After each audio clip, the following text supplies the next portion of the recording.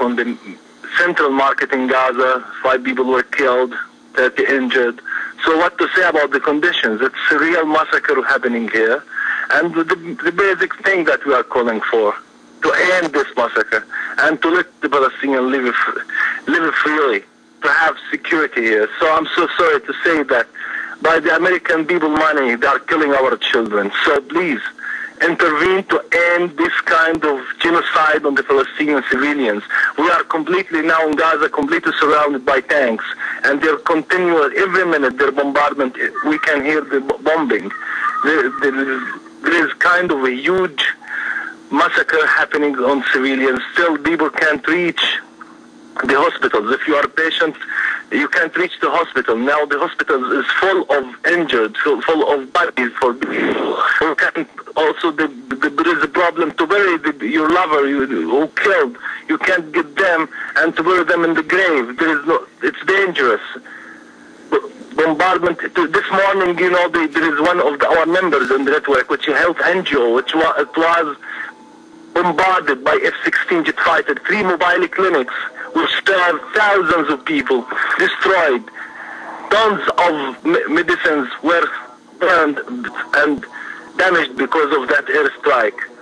So the conditions here is real catastrophic, real horrible because of the continuous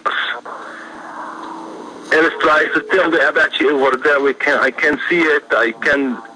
We can hear the bombardment each minute. So this is the conditions right now in Gaza. And so, just talk to us, because I had heard this morning that there was the beginnings of a media blackout as well in Gaza to prevent stories coming through of what was going down, and still the impression is being given across much of mainstream media that it's specifically about targeting. Right. This is part of the crime, to prevent the international media to see what's happening in Gaza. They push the media just to listen to their story, that they fight Hamas. They are not fighting Hamas. They are fighting the people here. They are killing the people here. They're killing the civilians here. They are put sanctions on the people, more hunger. You know, I had thousands of stories about people can't reach the water, can't get milk for the children, food for their children.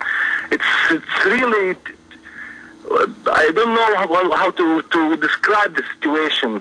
Since you can't leave your home to make some bread for them.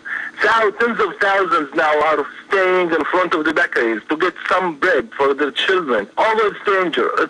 You know, it's very, very catastrophic, really. There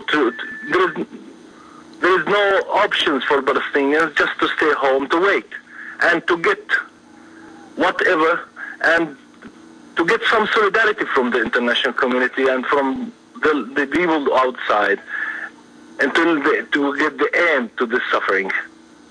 And so one of the things that is so respected about the Palestinian people is the degree to which, as a people, you continue to fight with resistance against the kind of inhumanity that exists on the worst pages of America's history books in terms of her treatment of people she seeks to, or her support of others who are occupying lands that they have no business being in. So I just wondered, whether there's any kind of humanitarian aid going through, and if any of that is reaching people around you, and how are you managing to feed your families, going through the daily rituals without water, without electricity. So just talk to us about how you're managing. Take us through like a day of what it is you're able to do with you, your family, your children. We have, regarding first crossing completely closed, just Rafah crossing which open for a few convoys which came from the Arab countries. Israel, since the ground military operation, closed the Kerem Shalom crossing, which show that they are entering kind of medical and humanitarian convoy for show only. Now it's completely closed. Mm-hmm. Gaza now is completely isolated from the external world. Regarding my life, I have some stored canned food. We have 1 meal a day for my children. But the food problem we can manage by small quantities of food, but the issue of protection, you know, when the night is coming and it's dark and there is kind of bombardment, you can imagine the situation of the children. We are, as I told you, we are sleeping in the living room, and most of the night we are wake up. We cannot sleep because of the intensive airstrikes, and of course they show that they are targeting the security building quarters or Hamas leaders' houses, which between the houses itself and Hamas leaders, they have families. They killed a leader of Hamas and his 14-member family, and to show that they are heroes, they are killing the children and women. This is what the Israelis are showing, that they are targeting. They are not targeting civilians. They are targeting the leaders of Hamas, and they are targeting the headquarters. On the same time, now my house without windows, because of the intensive airstrike, because of the power of this strike.